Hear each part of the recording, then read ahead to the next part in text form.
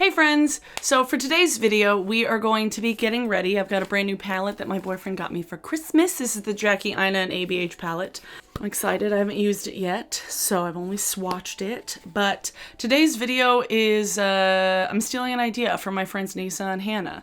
We're going to talk about some pet peeves about being a YouTuber and some annoying shit and some of the most annoying things about being a creator online. Please, everybody, take this with a grain of salt. I'm just getting a little ranty, just getting a little salty, as some like, I know. But I will say that the positive far outweighs the negative. I will be talking about some of my favorite things about being a YouTuber before the end of the year, so don't worry. This isn't just all gonna be like super negative at the end of the year. So that's just what we're gonna talk about today, because I felt like it. I still have this. It hasn't retired officially yet. Hopefully I'm getting a new makeup bag for Christmas though. So let me start with foundation first. Here's something that's pretty relevant this month. Basically filming a video that's like topical, like pre-filming, and you're like, okay, I got a bunch of stuff I have to finish. I will film this video, I'll upload it next week, sweet.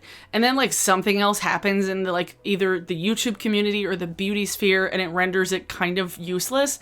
Like anytime I make commentary videos or anything that's like time sensitive, I try to make things and post them relatively quickly, but there are times when like I film stuff and just like the week gets ahead of me and then I don't have time to edit for like several days.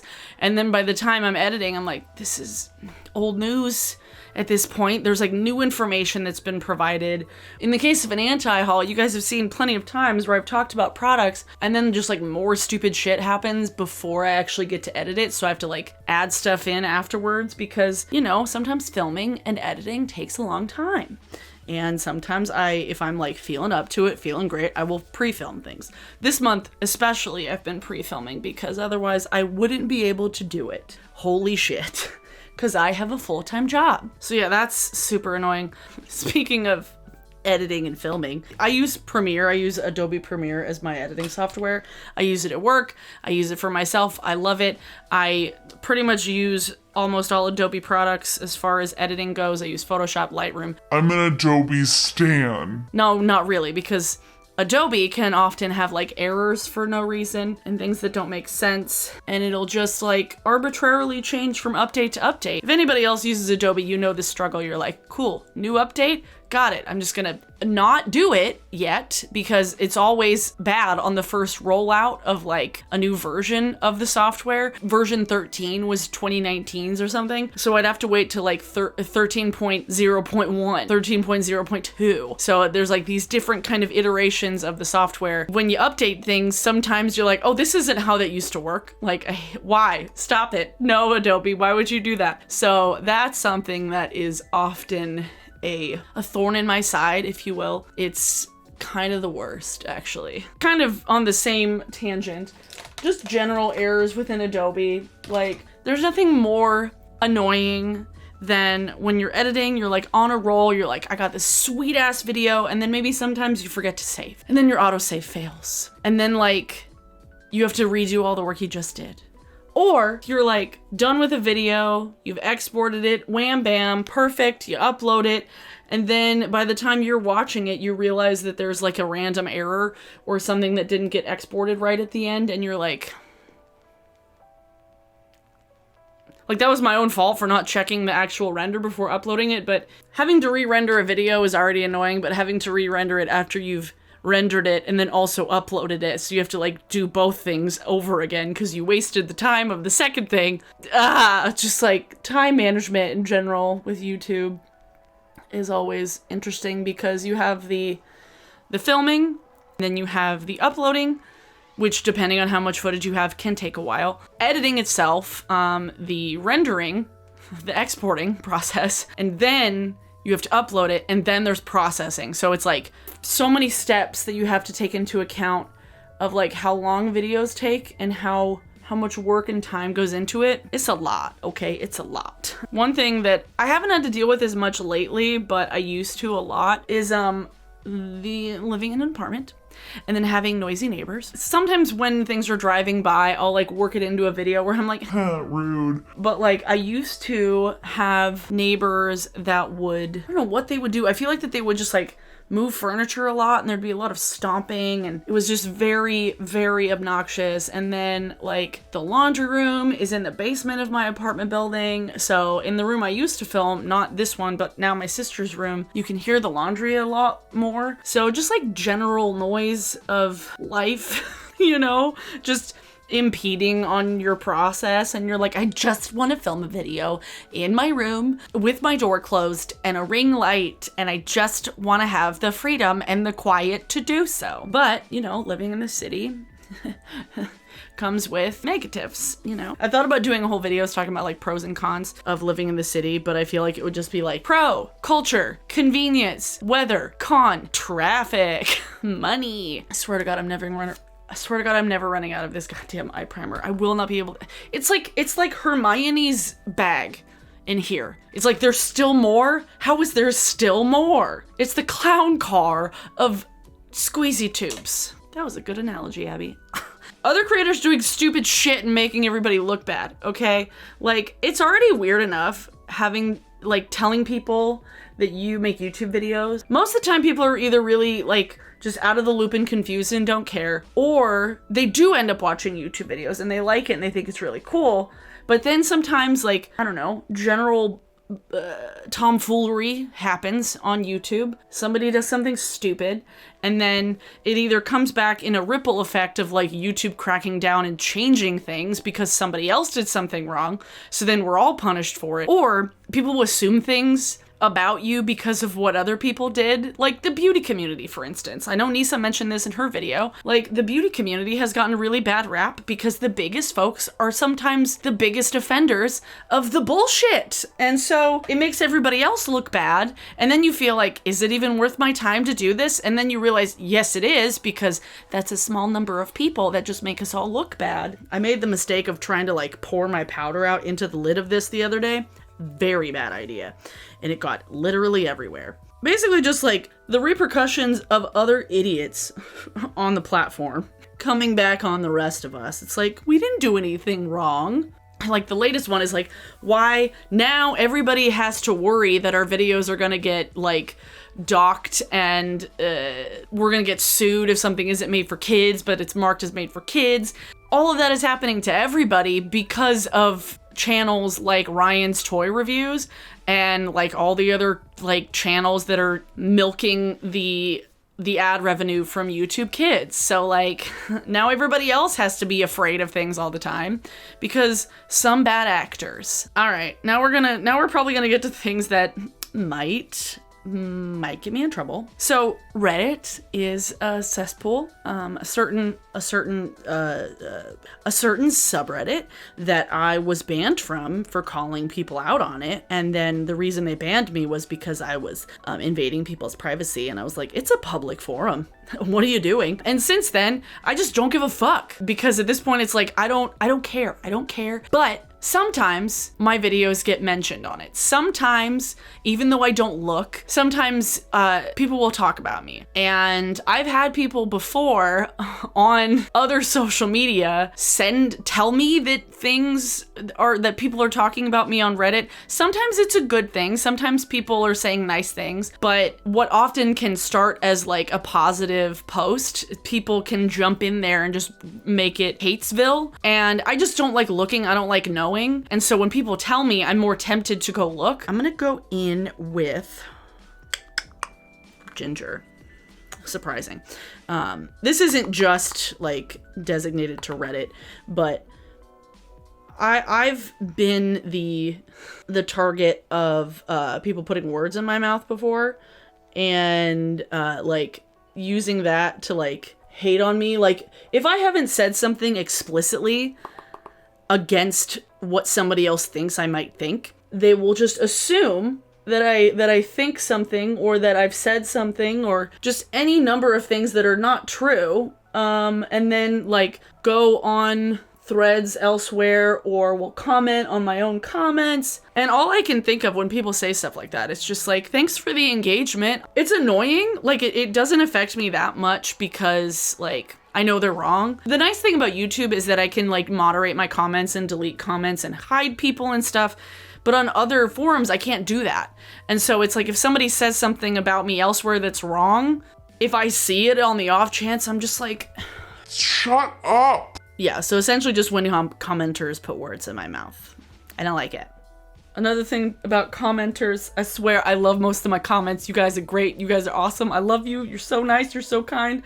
Do not take this personally. But I swear to God, there's been so many times when I've said something in a video or like I've posed some sort of a question. Most of the time it's like I've said something and then I realize after the fact that I'm like, oh shit, I meant this, or like here's more on this topic or whatever. Or like if something new has come forward about a topic I talked about, I'll put a pinned comment and stuff in the description. And I swear to God, there's been so many times when someone will leave me a comment, I'll like correct it or whatever in a pinned comment, and I will still get dozens and dozens of comments telling me the exact same thing. Oh my God. Now I'm gonna use sponsored. I'm gonna see this beautiful green shade. Oh boy, it's pretty. Oh, wow. Okay. I haven't used like a good like green brown in a while. If I had a dime for every time somebody made a comment asking a question that I answer later on in the video, I would have so many dimes. I would have a plethora of dimes. I would have enough dimes to fill up so many socks, to hit so many people in the face.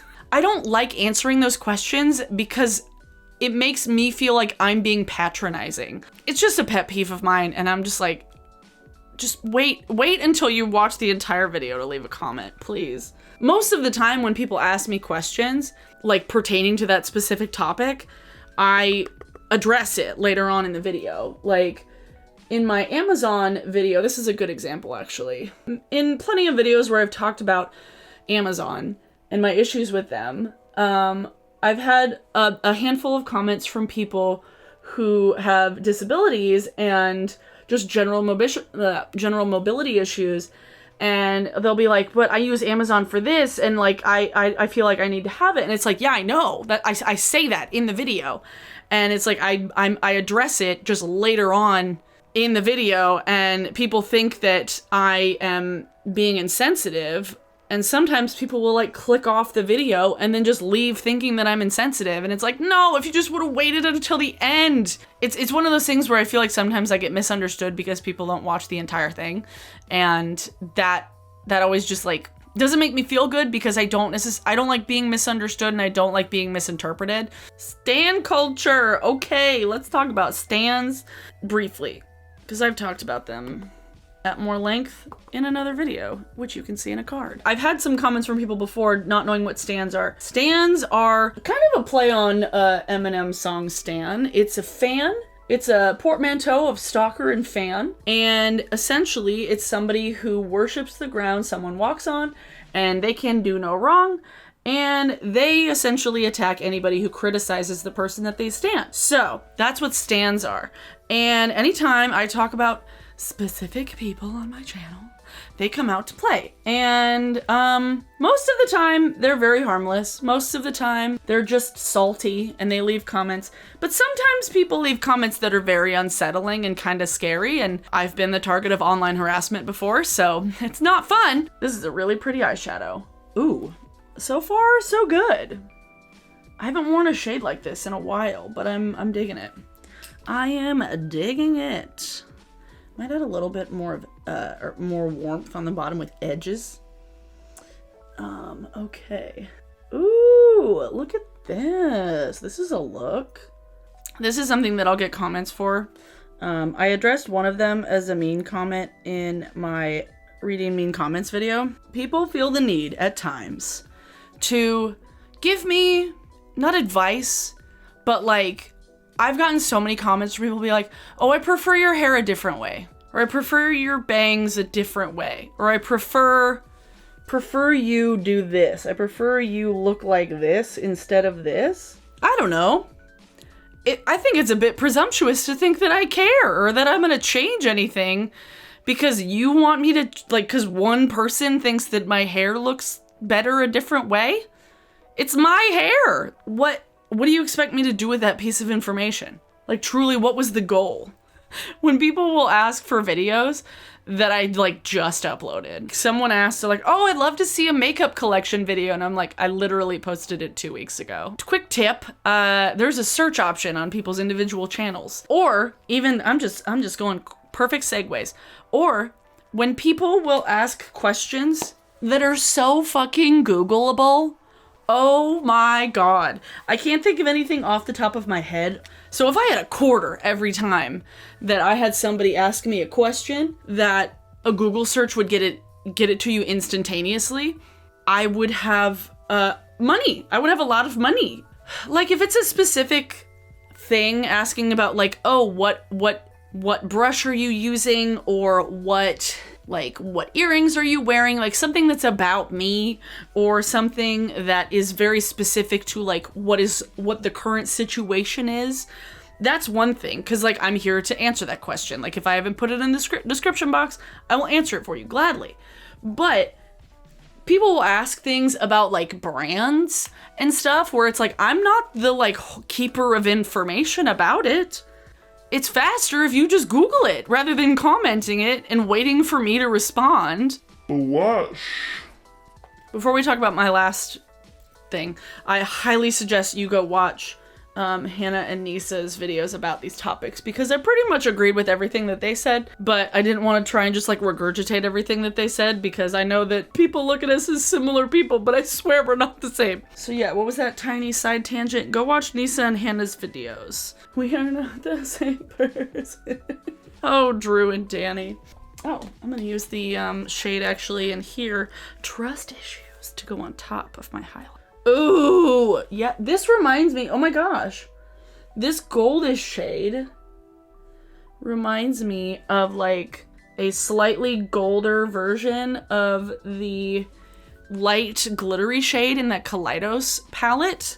I've been really enjoying this like kind of like sheer iridescent sparkly topper shades. I've been liking it a lot. But the last thing we're going to talk about while I'm doing the rest of my face is something that I feel like probably not a lot of people, well, actually no, there's probably a lot of fucking people that understand this.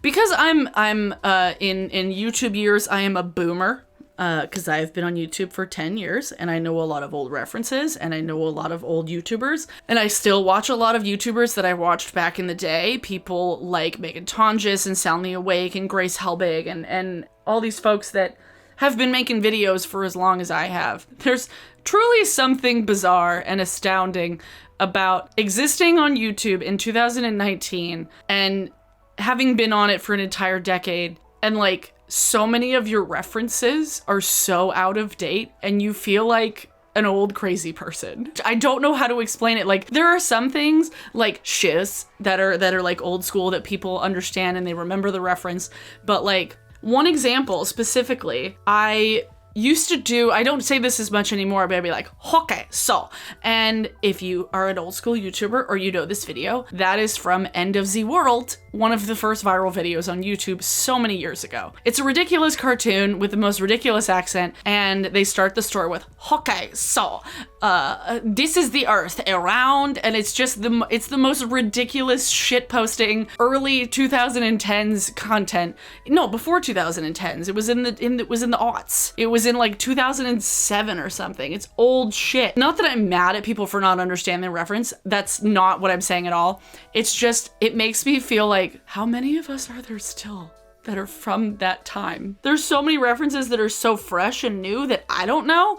And then there's like all these things that I would say or I would know that are just old as shit. And I'm just like, part of me is like, this is kind of cool. I feel like I'm in like a secret club that like, I don't know, remembers when the biggest shit on YouTube was Double Rainbow. Like that was a time. Do you remember that?